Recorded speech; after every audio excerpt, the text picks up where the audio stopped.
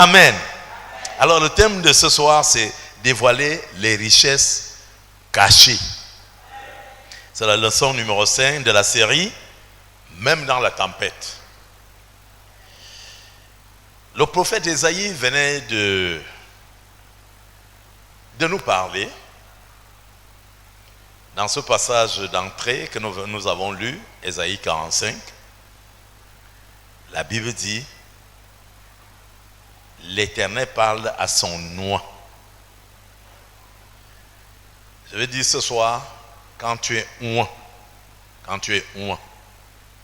tu vas recevoir des informations célestes.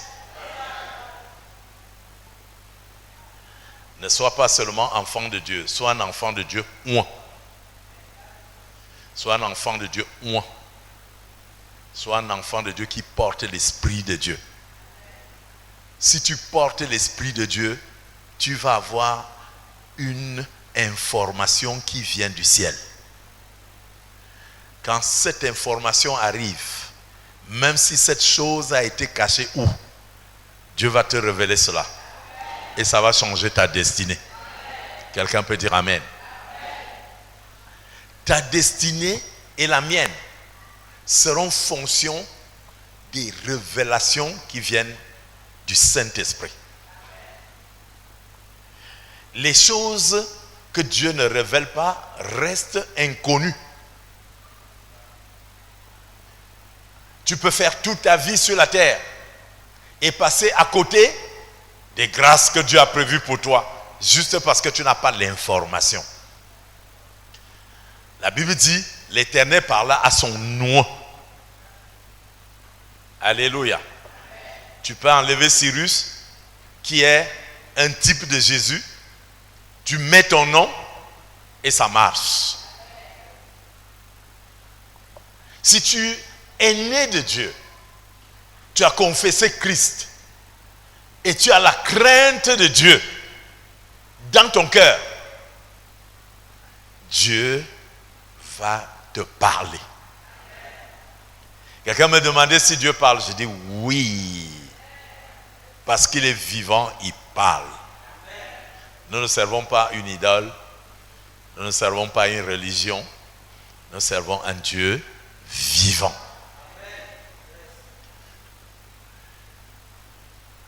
Si tu as confessé le nom de Christ, tu reconnais qu'il est ton Seigneur et ton Sauveur personnel. Tu reconnais que tu es né de nouveau. Le Seigneur t'a oint de son esprit. Et si tu es oint, tu as accès à l'information céleste. Pendant que je suis en train de te parler, tu vas découvrir des choses que tu ne pouvais pas imaginer qu'elles existent et qu'elles existent pour toi.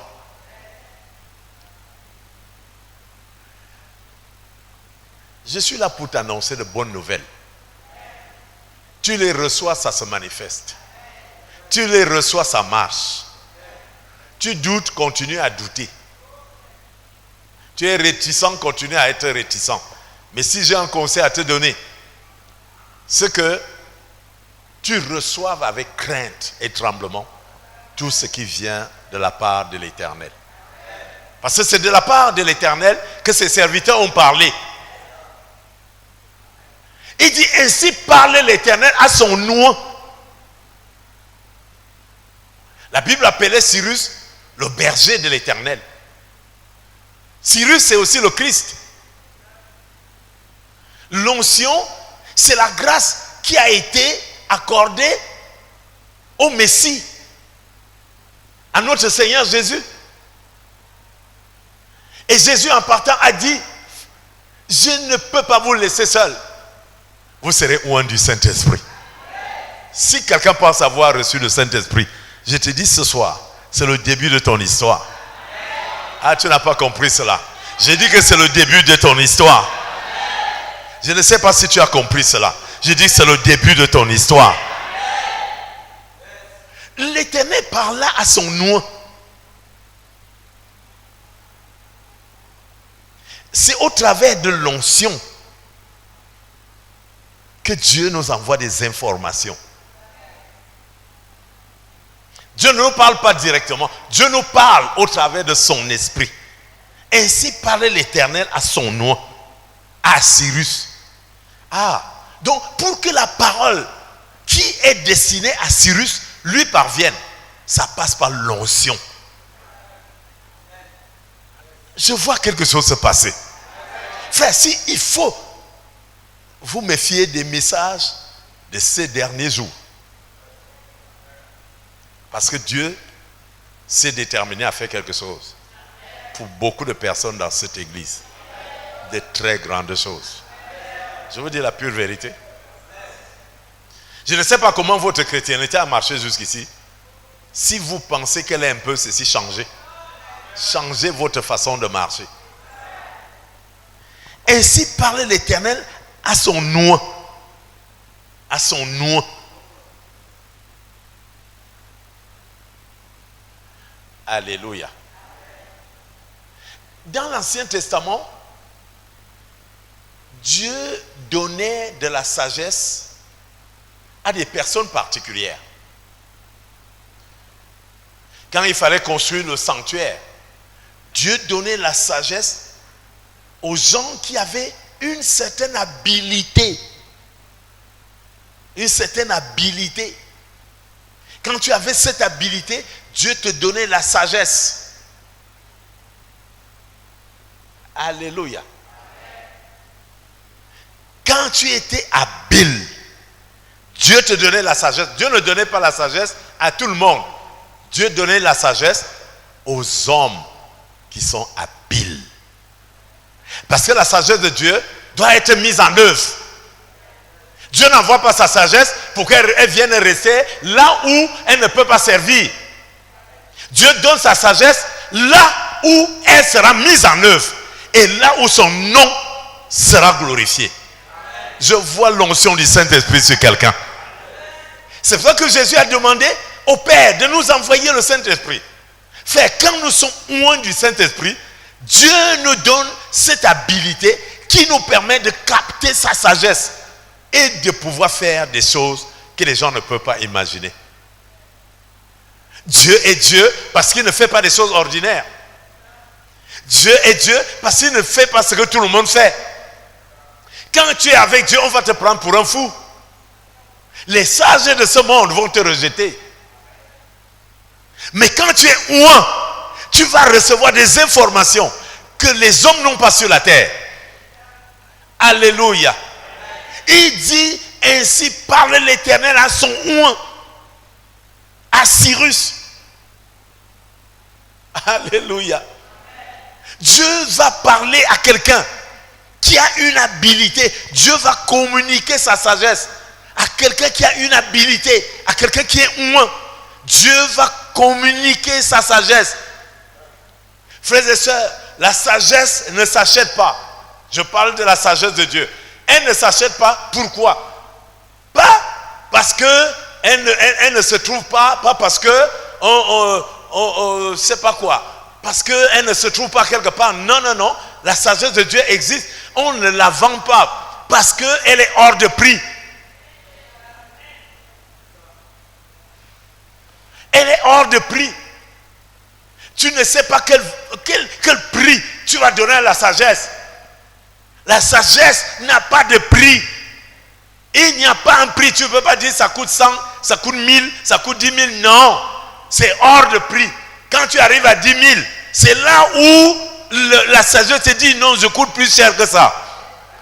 Alléluia. Si vous avez vu le marché, quand on vend des choses aux enchères, tu vas dire j'ai 100. On regarde. Qui dit mieux? C'est le qui dit mieux qui va prendre. Et quelqu'un va dire j'ai 150.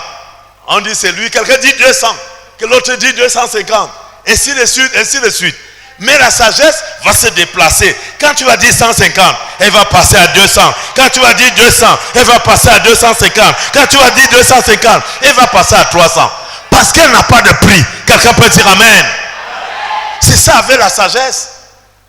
On ne l'achète pas. Mais comment on va la voir? Elle nous sera donnée. Parce qu'on ne peut pas l'acheter, Dieu nous donne. Et Dieu donne à qui? À celui qui est oint. Alléluia. L'argent que tu vas avoir de façon inimaginable, de façon spectaculaire, va venir de la sagesse de Dieu. La position que tu vas avoir, qui va amener, qui va embarrasser les gens, qui va étonner les gens, cette position viendra de la sagesse de Dieu. Elle n'a pas de prix. Dieu donne. Parce que personne ne peut l'acheter. Dieu donne. Mais Dieu donne à qui? À son nom. Alléluia. Je prie que cette parole entre dans l'esprit de quelqu'un. Alléluia. Donc quand Dieu met de l'habilité dans le cœur d'un homme, il lui donne la sagesse qui lui permet d'accéder aux choses qui sont cachées. Les véritables richesses sont cachées. Alléluia. Les véritables richesses sont cachées. Il y a tout un système qui cache ce qui va changer la destinée de tel, de tel, de tel, de tel. Tu peux être là, tu regardes à droite ou à gauche, tu ne vois rien. Pourquoi? Parce que ce qui va changer ta vie est caché. Mais si tu es oint, Dieu va te révéler. Quelqu'un peut dire amen. C'est pour ça que ce n'est pas n'importe qui entrait dans la construction du sanctuaire. Dieu prenait des gens qui sont habiles et il leur donnait sa sagesse pour réaliser des choses extraordinaires. Et c'est pour ça que quand vous voyez la description du sanctuaire, vous allez vous étonner. Comment les gens ont réussi à faire ça? Comment les gens ont réussi à faire ça? Dieu a pris sa sagesse, il a donné aux gens qui ont de l'habilité. Sur cette terre, nous mettons nos capacités devant. Je suis allé à l'école, j'ai des diplômes, je fais ça, et tu vois comment on se débat au jour le jour pour essayer de faire. Et quand on a fait, les épaules dépassent la tête. Parce qu'on a fait ça. Alléluia. Quand Dieu a créé le ciel, il a dit c'est bon. Quand il a créé la lumière, il dit c'est bon. Il n'a pas haussé les épaules pour dire j'ai créé ce qu'un homme n'a jamais créé. Parce que pour lui, c'était tout à fait normal. Quand l'Esprit de Dieu est à l'œuvre, les choses qui arrivent sont des choses normales. Tu seras riche parce que c'est normal. Tu auras de l'argent parce que c'est normal. Tu seras en bonne santé parce que c'est normal. Quelqu'un peut dire c'est normal? C'est celui qui te dit que c'est anormal qui ment. C'est celui qui dit que tu n'auras rien. Tu le suis et tu n'auras rien. C'est celui qui te tire sur un mauvais chemin pour dire ne prie plus, ne va plus à l'église, ne fais plus ça. C'est celui-là qui te tue. Parce que ce que Dieu va te donner va venir de l'habilité qui te donne au travers du Saint-Esprit. Tu es en accord avec le Saint-Esprit. Oh, tu vas voir, c'est une question de temps. Je parle du temps de Dieu. C'est une question de temps. Cet argent va arriver. Il y a des gens qui ne vont pas déposer un dossier quelque part, mais ils seront appelés à cet endroit-là. Ah, tu n'as encore rien compris. Tu n'as encore rien compris. J'ai dit ceci. L'Éternel parla à son nom. Il parla à son nom. Il dit, je me mettrai devant toi. Je veux marcher devant toi. Frère, Dieu va t'emmener là où tu croyais pas que tu vas arriver. C'est en train d'arriver là. C'est en train d'arriver là. Ah, tu ne sais pas encore ça. Ah, tu n'as pas encore compris cela. Il dit, je marcherai moi-même devant toi. Mais Dieu ne va pas marcher devant quelqu'un qui ne le voit pas. Dieu ne va pas marcher devant quelqu'un qui ne le comprend pas. C'est pour ça qu'il nous a donné l'esprit à tout le monde, sans exception. Si l'onction ne marche pas dans ta vie, c'est que tu as frustré le Saint-Esprit. Tu l'as frustré. Aujourd'hui, tu es d'accord avec Dieu. Demain, tu n'es plus d'accord avec lui. Tu as frustré le Saint-Esprit. Vous savez, quand vous souffrez, un coup vous êtes l'ami de Jésus, un coup vous êtes son ennemi. Quand vous souffrez, c'est comme ça. Quand quelqu'un souffre, si tu n'as pas la bonne information sur la nature de ta souffrance, si tu n'as pas la bonne information que la tempête, quand la tempête vient, le chantier de ta transformation est déjà mis en route. Si tu n'as pas cette information, un coup tu seras l'ami de Jésus, un autre coup tu seras son ennemi. Je vois quelque chose se produire. Tant que l'église ne monte pas, elle sera à la merci des menteurs. Elle sera à la merci des trompeurs. Mais quand l'église monte en esprit, quand tu es loin, personne ne peut plus te tromper. Parce que ce que tu sais, cette personne ne sait pas cela. Je vois quelqu'un arriver à cette dimension au nom de Jésus. Alléluia. Et c'est pour ça que le Seigneur m'a dit, sois toujours joyeux. Alléluia. Quand tu vas me voir joyeux, tu vas dire, oh, ça c'est que ça doit être ça. Tu vas tout imaginer. Mais tu ne comprends pas une chose. Quand tu es en accord avec le Saint-Esprit, il va te montrer même les choses qui vont se passer dans 2 ans. Tu es content aujourd'hui. Tu marches droit aujourd'hui. Parce que tu sais que dans 2 ans, ce sera là. Quelqu'un peut dire Amen. Quelqu'un peut dire Amen. Il dit l'Éternel parla à son oint. Oh, quelle affaire. Ainsi, parle l'Éternel maintenant ce soir à son oint. À son oint. Ne va pas à l'église juste pour aller à l'église. Sois sûr que tu as reçu l'Esprit de Dieu. Sois sûr que tu as reçu le Saint-Esprit. Sois sûr de cela. Et il n'y a pas d'église sans le Saint-Esprit. Et il n'y a pas d'église sans l'onction. Beaucoup de personnes vont à l'église pour telle raison, Mais sans le Saint-Esprit, quelle que soit la raison qui t'amène là-bas, ça ne te servira pas à grand-chose. Mais tu veux voir Dieu à l'œuvre dans ta vie, c'est par le Saint-Esprit. Le Saint-Esprit est là pour accomplir l'œuvre de Jésus dans ta vie. C'est lui notre sauveur. Alléluia. C'est lui qui va nous positionner. C'est lui qui est notre libérateur. Mais Jésus aujourd'hui va nous libérer au travers du Saint-Esprit.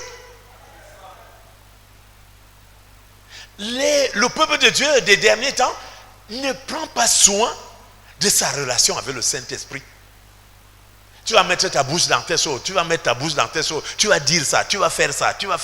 Toutes ces choses sont des choses qui frustrent le Saint-Esprit.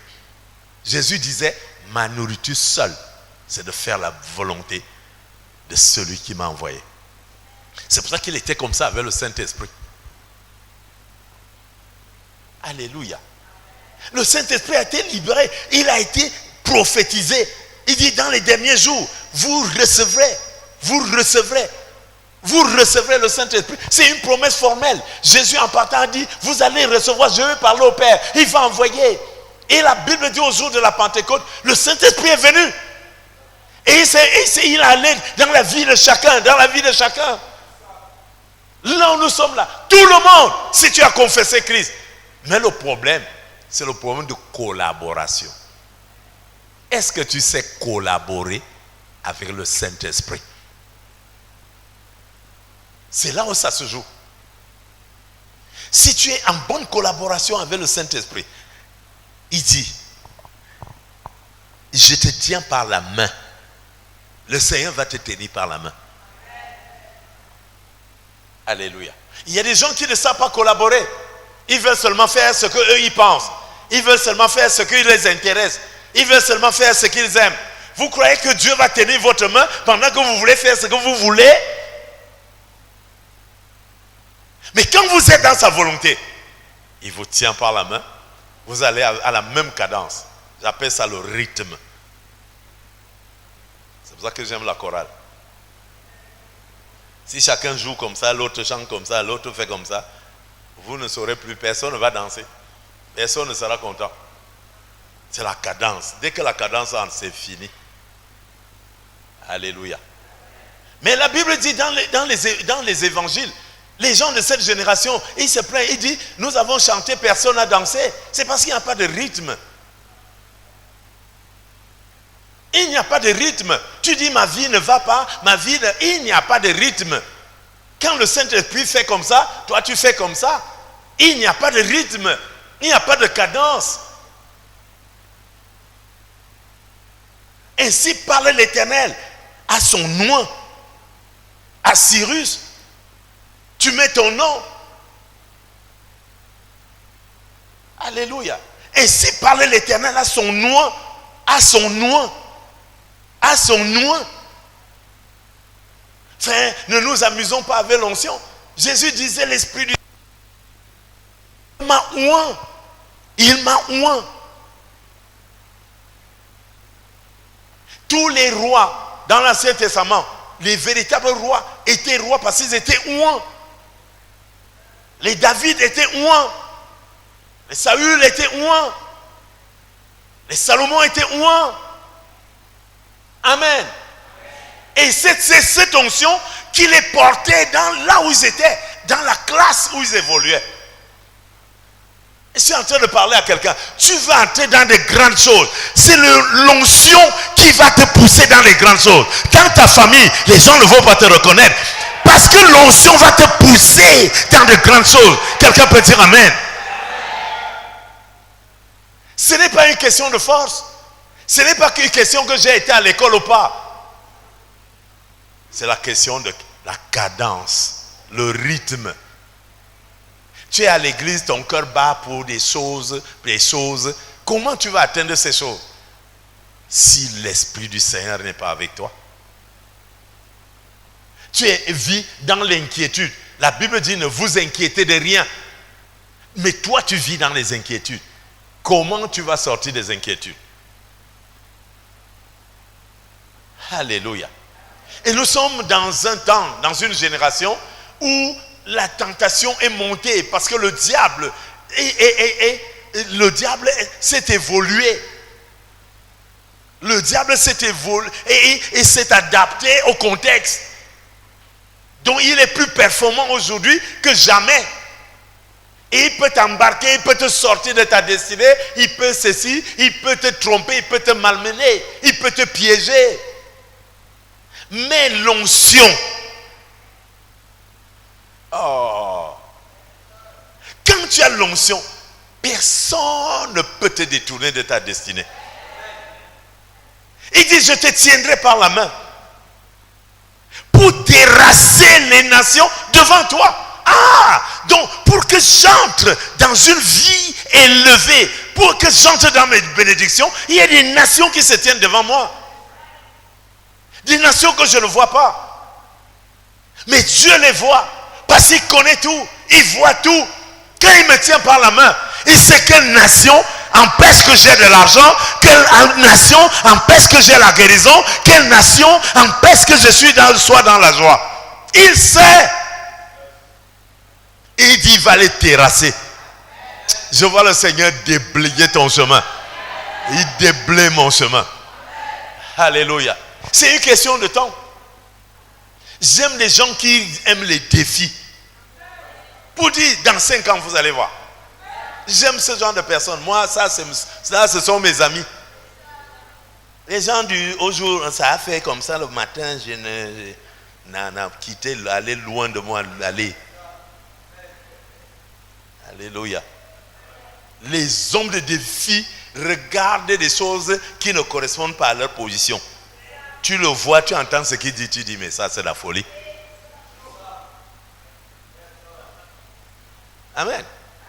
Je vous dis, Les gens qui arrivent à regardez, oh mon ami, quand vous regardez l'histoire de toute personne qui a bousculé le temps, tu vas voir, c'est quelqu'un, quand il parlait, il y avait vraiment, c'est-à-dire que tu ne pouvais voir aucun rapport entre ce qu'il dit et ce qu'il est.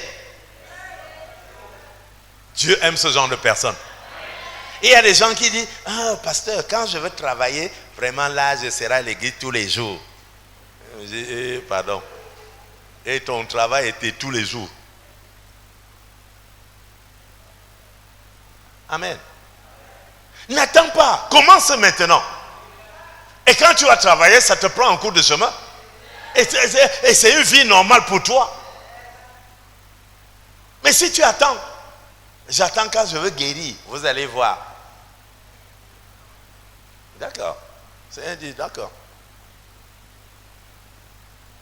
Mais le jour où tu auras la guérison, parce qu'il va te donner la guérison, le jour où tu vas guérir, une autre chose va te prendre. Une autre chose. Mais ce ne sera pas le plan de Dieu. Ainsi parle l'Éternel à son oint. Ah, j'aime ça. Qu'il tient par la main.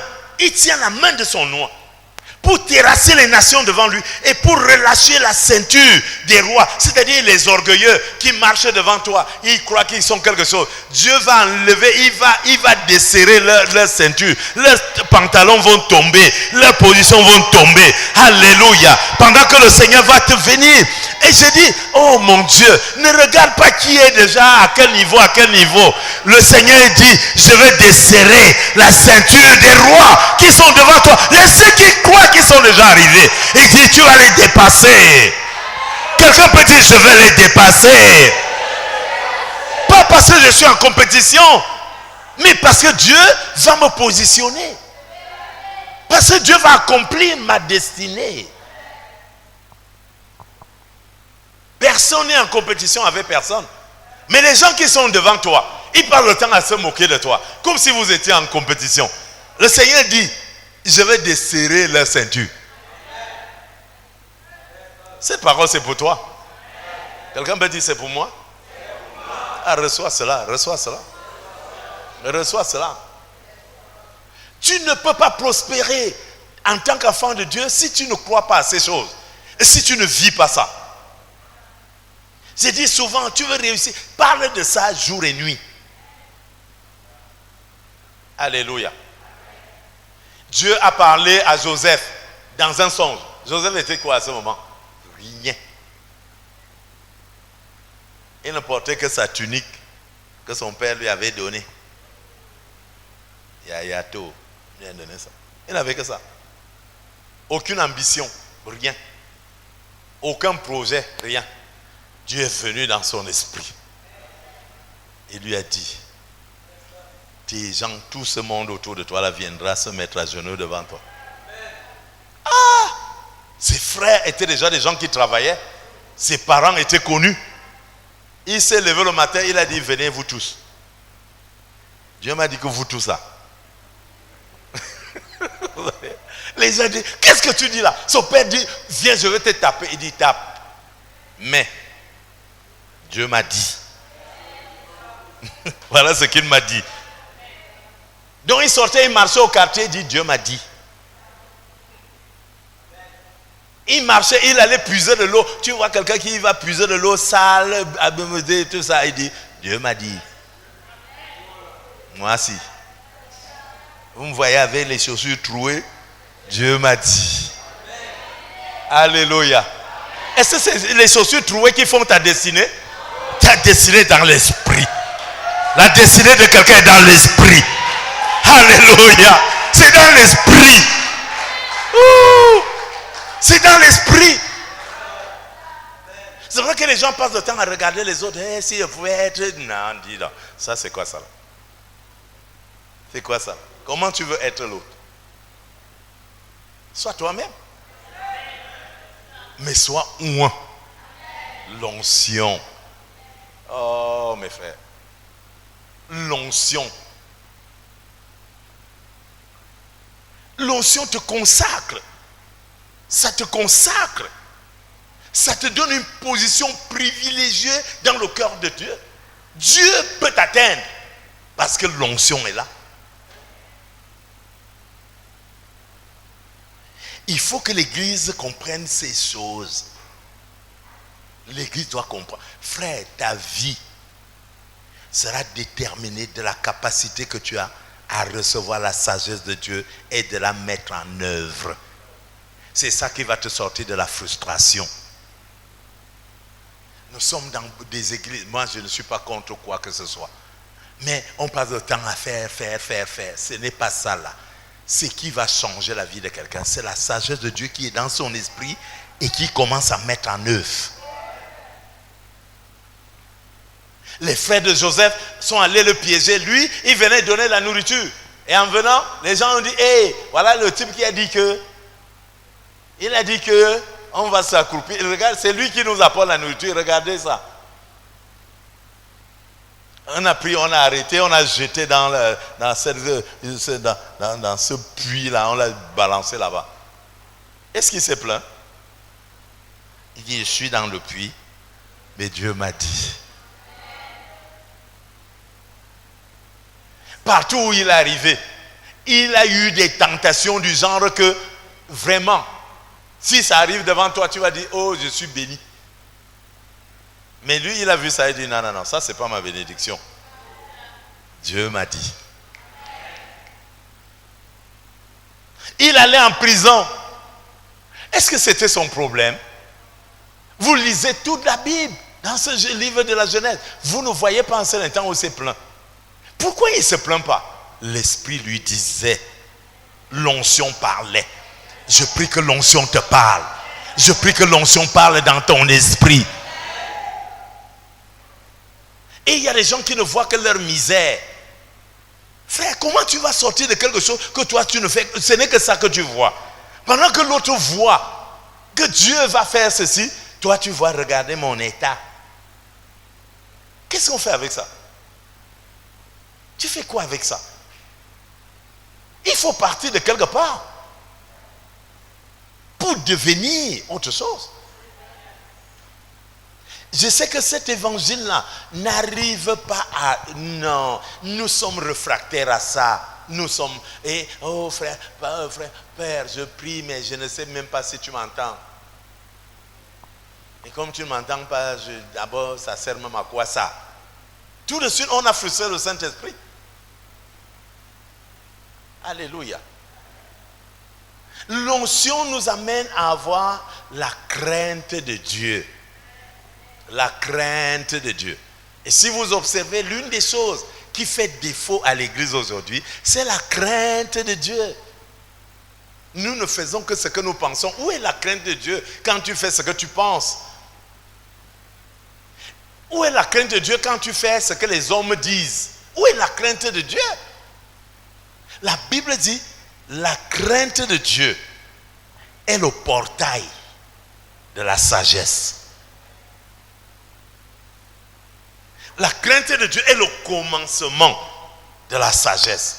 Si tu n'as pas la crainte de Dieu, comment tu vas accéder à la sagesse? Or, c'est la sagesse qui nous permet de voir les choses que tel a cachées, des choses qu'on nous a même volées, des choses qui sont ceci, les choses qui sont dans les ténèbres.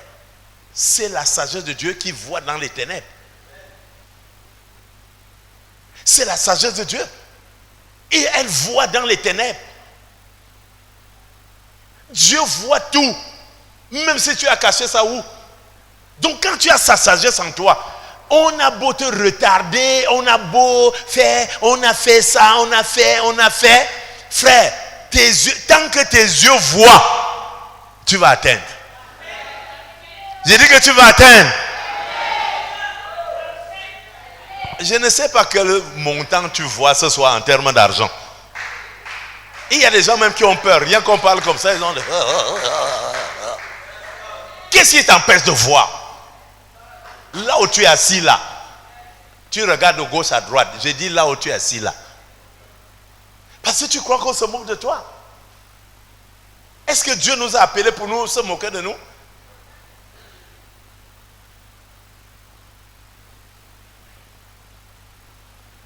Heureux les pauvres en esprit, parce qu'ils verront Dieu. Ils verront Dieu. Les pauvres en esprit, c'est ceux qui se confient en Dieu, qui ne se confient pas à leur capacité, qui ne se confient pas à leurs conditions familiales, sociales. Vraiment, si vous voyez ma famille,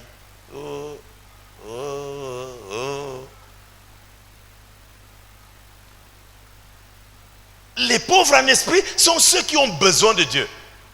Ceux qui sentent la famine d'avoir la parole de Dieu dans leur esprit. Ceux qui veulent rêver avec Dieu. Ce sont les pauvres en esprit. La Bible dit, ils verront Dieu. Alléluia. Oh, gloire à Jésus. Ça va aller ce soir. Et il dit, j'aplanirai les chemins montueux. Donc, la marche, frère, pour l'élévation n'est pas une marche facile. Mais Dieu va rendre des choses faciles. Alléluia. Et pour que Dieu rende des choses faciles dans ta vie, il faut que tu passes par les tempêtes. Les champions sont ceux qui ont bravé telle chose, bravé telle chose, bravé telle chose. On ne décrète pas un champion. On devient champion. Vous voyez les gens qui veulent battre leur propre record. Je ne vois pas cet esprit dans l'église. Les gens qui veulent battre leur propre record. Cet esprit-là est rare à l'église. On se complaît à dire ça ne marche pas, donc. Ça veut dire que vous n'irez nulle part. Ça veut dire que vous ne ferez rien parce que vous êtes en train de frustrer le Saint-Esprit.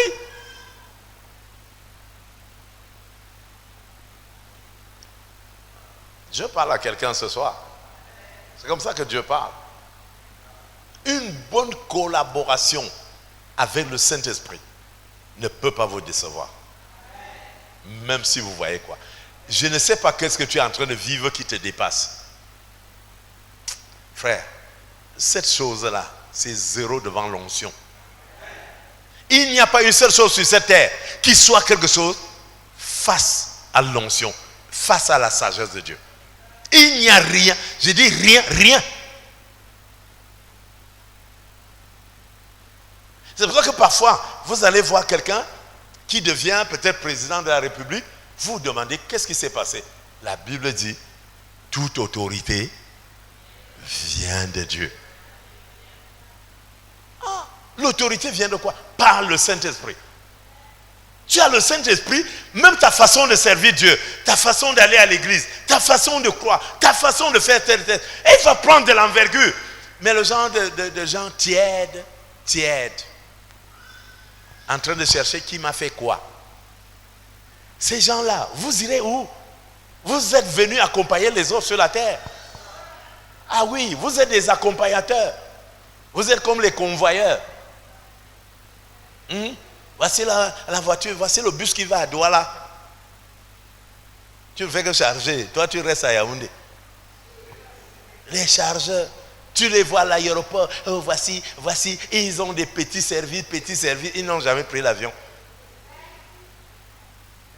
Ils entendent le bruit. Ils connaissent toutes les destinations. Ça va en Belgique. Ça va en Chine. Ça va à Dubaï. Dubaï arrive dans 10 minutes. Ils connaissent tout. Ils sont jamais allés à Dubaï.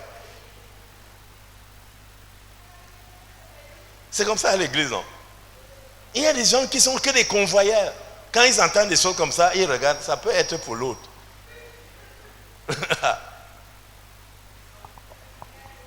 Ainsi parle l'Éternel. Il dit, j'aplanirai les chemins. Ça veut dire que ça va être difficile. Il y aura des tempêtes, il y aura ceci. Mais après la tempête, aucune tempête n'est restée éternellement. Mais ce qui est avantageux avec la tempête, c'est que la tempête change l'atmosphère. Ça change l'ordre des choses. Ça change la physionomie des choses. Si la tempête ne passe pas sur ta vie va rester la même. Frère, si la tempête passe ici au quartier, la physionomie du quartier change. Les choses que les sorciers ont plantées, ça quitte. Là, on a pris tes habits, on est allé cacher, ça vient, boum, ça enlève ça. Je croyais que je parlais à quelqu'un. On a coupé tes ongles, on est allé mettre, il ne fera pas, il ne fera pas. La tempête vient, il dit, bam, il enlève ça. Il dit, il va faire au nom de Jésus, il va faire. Il va faire, il va faire, il va faire. C'est pour ça qu'il faut la tempête. Frère, s'il n'y a pas la tempête, qui va enlever là, on est allé mettre tes cheveux, tes caleçons. Qui va enlever ça? Qui? Ah, ça va mal. Dis à quelqu'un, il faut la tempête. Elle doit souffler dans ma vie pour que je devienne ce que Dieu a prévu que je sois. Quelqu'un croit à cela? Fait, comprenons la chrétienté. Jésus n'est pas venu blaguer avec nos vies. Si nous sommes des blagueurs, Jésus n'est pas un blagueur. Vous pouvez blaguer avec vos vies, mais Jésus ne blaguera jamais avec votre vie. Vous-même, vous pouvez la vendre, vous pouvez la liquider comme vous voulez. Mais Jésus, quand il entre dans votre vie, c'est pour qu'une marque se voie. Je vois quelqu'un recevoir de l'argent. Et tu n'as pas compris. J'ai dit que tu n'as pas compris. Alléluia.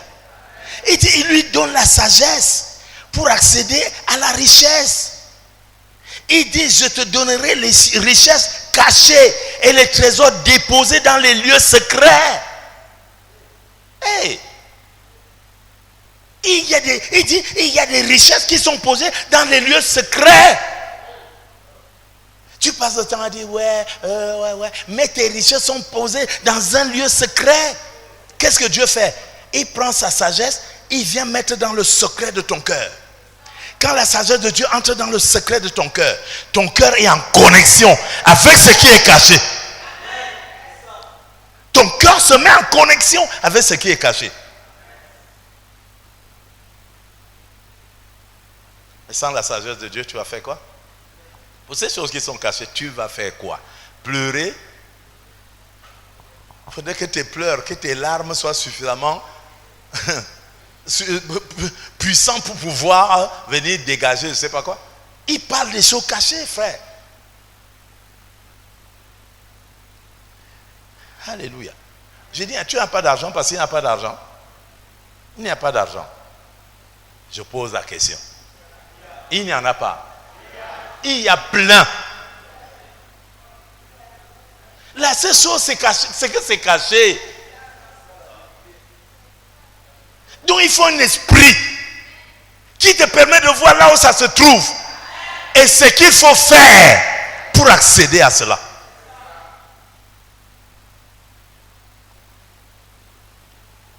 Amen. Je croyais que quelqu'un était avec moi ce soir. Je te donnerai des trésors cachés, des richesses enfouies, afin que tu saches que je suis l'Éternel qui t'appelle par ton nom. C'est-à-dire quand le Seigneur met son onction, il connaît ton nom. Il connaît ta date de naissance, ton lieu de naissance. Il connaît l'état de ta famille. Tout le monde, c'est des soulards. Il sait. Mais c'est de là qu'il va te sortir. C'est de là qu'il va te prendre. Dieu ne va pas chercher les gens qui sont déjà arrivés pour dire, attends, si Dieu dit, voilà, l'autre est arrivé, bon, il va dire, c'est moi, mais attends. Mais quelqu'un qui n'est rien, cette personne va dire, et c'est grâce à Dieu que quelque chose va se produire. Job, au chapitre 28. Dernier passage. Merci Saint-Esprit de convaincre quelqu'un. Quelqu'un qui veut être convaincu. Je ne parle pas aux gens qui sont désolés. Désolé. Non. Je parle aux gens qui se disent ce soir, mais ça peut commencer maintenant même. J'aime ça là.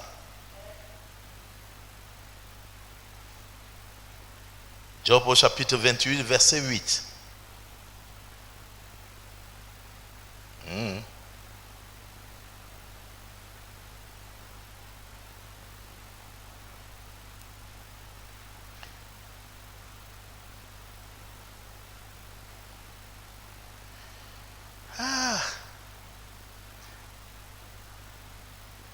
La Bible parle ici d'un mineur, un mineur. Vous savez ce que c'est, un mineur? Un mineur, c'est lui qui cherche les trésors sur la terre, de l'or, de l'argent, du fer. Vous connaissez ce travail? Ça existe, hein? Si vous allez à l'Est, vous allez voir des mineurs. Alléluia. Gloire à Jésus. C'est une activité particulière. Hein? C'est-à-dire que tu peux mourir de famine toute ta génération. Mais si tu es un mineur, tu vas fouiller ici. Parce que tu as la sagesse. Tu sais qu'il y a de l'or ici. Tu fouilles. Pour atteindre là où l'or se trouve. Il faut fouiller. Si tu ne fouilles pas, tu meurs de famine toute ta vie. Mais si tu fouilles, une seule trouvaille change ta destinée. Vous comprenez cela? C'est un peu comme l'activité des cultivateurs. Quand la saison arrive comme ça, tu restes à la maison. Ah, vraiment, le Cameroun est mauvais, il est mal gouverné, il est ceci, il est ceci. Si tu ne vas pas au champ, tu défriches et tu commences à remuer le sol pour planter, tu vas mourir de famine. Ah, je croyais que j'étais avec quelqu'un ce soir. Ben, si tu comprends ça, tu peux comprendre ce passage ici. Dieu ne nous appelle pas à l'église pour que nous soyons des spectateurs. Il nous amène pour capter sa sagesse. Dès que nous sortons, nous commençons à mettre ça en œuvre. La foi, c'est quoi? La foi, c'est la mise en œuvre de la sagesse de Dieu. Tu vas dire, je crois, point final. Ça n'a aucun sens. La personne qui croit, c'est la personne qui met en œuvre. Amen. Nous voyons la foi sur l'exemple que nous avons pris ce soir. Nous voyons la foi en Joseph. Nous voyons la foi. Parce qu'il met ça en œuvre. Il met la sagesse que Dieu lui a donnée en œuvre. Mais dans nous, on a du mal à faire cela. Nous, on a tendance à recevoir et après à tuer même ce qu'on a reçu. Est-ce que ça peut être vrai? Est-ce que ça peut se faire? Ah, d'accord. Qu'est-ce qui va se faire? C'est comme un cultivateur. Ah, est-ce que si je cultive, est-ce que ça va donner? Ok, ne cultive pas, mange le peu que tu as. Dès que tu vas finir, c'est le niveau de famine qui va arriver. Donc, tu vas au champ. Tu ne vas pas dire l'année dernière, je suis allé. Cette année, quand la saison arrive, ne laisse pas passer la saison. Tu vas faire la même chose. Fouiller le sol. Planter. Et tu garantis la récolte.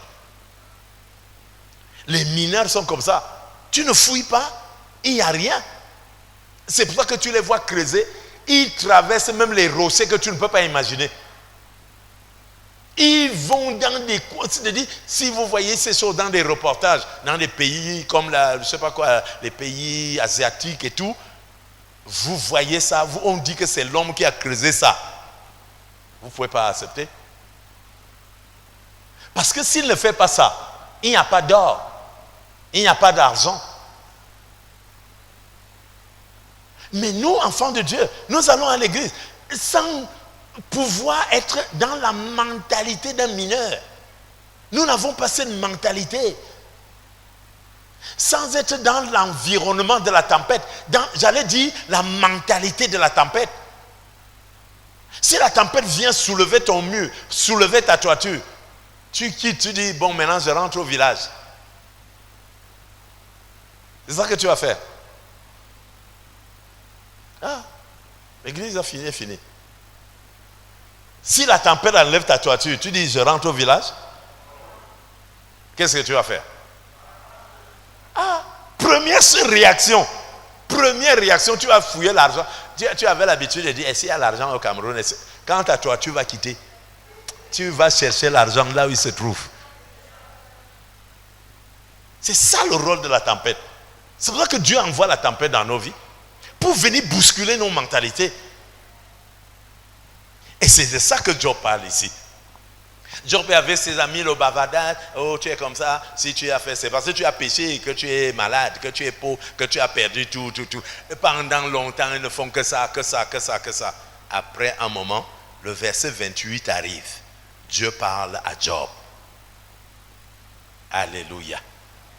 Il dit, les plus forts animaux ne l'ont point foulé, le lion n'y a jamais passé. L'homme porte sa main sur le roc, il renverse les montagnes depuis la racine, il ouvre des tranchées dans les rochers et son œil contemple tout ce qu'il y a de précieux. Donc ce qu'il y a de précieux se trouve à l'intérieur là. Donc il creuse, il contemple, il creuse, il recherche. Et la Bible dit, il arrête l'écoulement des eaux et il produit à la lumière ce qui est caché. Est-ce que vous voyez le travail du mineur? Il creuse, il cherche ce qui est précieux. Ça veut dire que ce qui est précieux n'est pas posé. Comme certains veulent, c'est posé là, je veux ramasser. Alléluia. Il creuse. Non, c'est posé là. On cherche seulement ce qui est posé. Nous, on veut ce qui est posé, on prend. Frère, qui va laisser son argent pour que tu viennes ramasser? Qui va laisser, je ne sais pas quoi, son or pour que toi tu viennes ramasser? Qui? Tout le monde cache. Donc le mineur, il cherche, il fouille, il casse, il cherche. Frère, mettons je ne sais pas quoi, ayons du zèle pour donner un autre sens à notre chrétienté. Commençons à bouger en tant que chrétiens. Commençons à bouger. Frère, à rester tel que nous sommes là, tiède, machin. Et c'est très grave. C'est très grave. Je dis, si tu es un enfant de Dieu, surtout si tu es membre de cette église, si tu es là, comprends que tu n'entendras rien d'autre. Parce que la sagesse que j'ai reçue de Dieu n'est pas une sagesse où on dit aux gens, fais comme ça, on flatte les gens, on supplie les gens. Frère, pour ta vie, on te supplie. On te supplie pour que tu deviennes quelque chose qui est pour toi, qui doit te supplier. Tu dois te battre pour quelque chose qui est pour toi. Dis à ton voisin, bats-toi, bats-toi, bats-toi, bats-toi, bats-toi, bats-toi. N'acceptez pas ça. Que quelqu'un vous flatte d'abord. Que quelqu'un dit non. Il va te flatter. Qui va flatter tes enfants? Quand tu vas les trouver en train de pleurer, ils n'ont pas mangé depuis hier. Bats-toi. C'est pour ça que nous avons besoin de la sagesse de Dieu. Pour ne pas nous battre comme les mondains. Mais avoir la sagesse de Dieu qui nous montre là où ça se trouve. Alléluia. Dieu va te montrer là où ça se trouve. Parce que tu te bats. Bats-toi pour avoir la connaissance de Dieu. Bats-toi pour avoir une bonne relation avec Dieu. Bats-toi pour ça.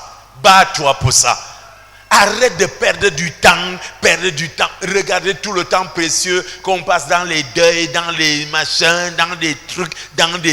On passe le temps dans des choses qui ne font que... Oh, je parlais avec quelqu'un hier des États-Unis. Il me disait, attends, on parlait d'un projet. Il me disait, regardez l'argent que les gens mettent dans les funérailles. Alléluia. Tu peux utiliser la même somme. Et tu gagnes $5 par jour. La même somme que tu allais dépenser pour rien.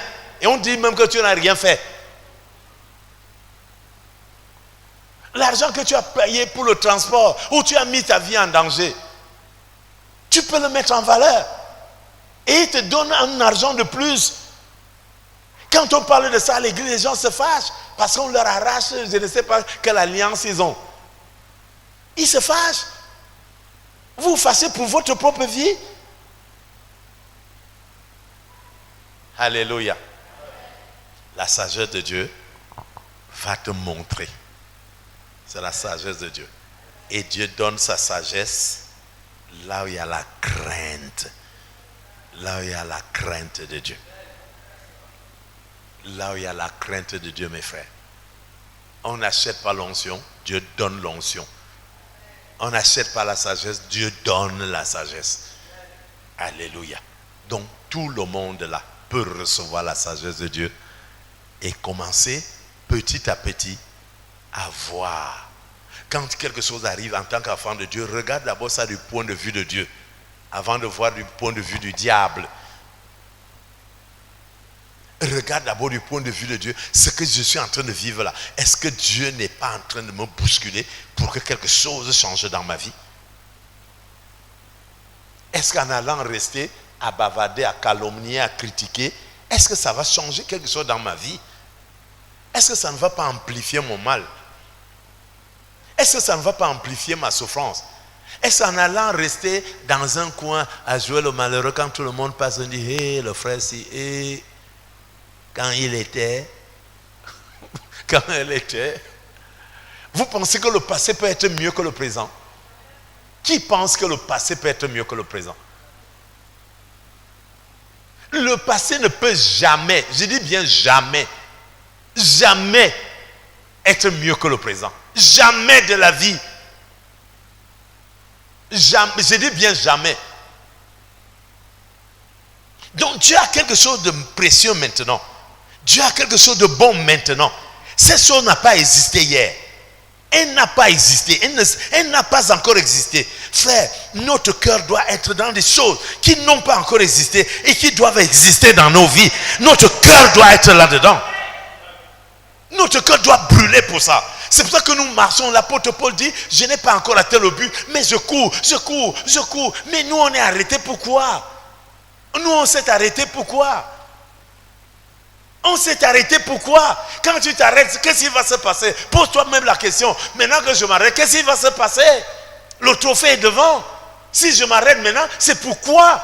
Est-ce qu'il y a un prix qui est destiné à ceux qui se sont arrêtés? Va au moins jusqu'au bout. Amen. Dis, je vais aller jusqu'au bout. Je veux voir ce qui est caché. Je veux m'approprier de ce qui est caché dans les ténèbres. Je veux m'approprier de cela. Que le Seigneur vous bénisse.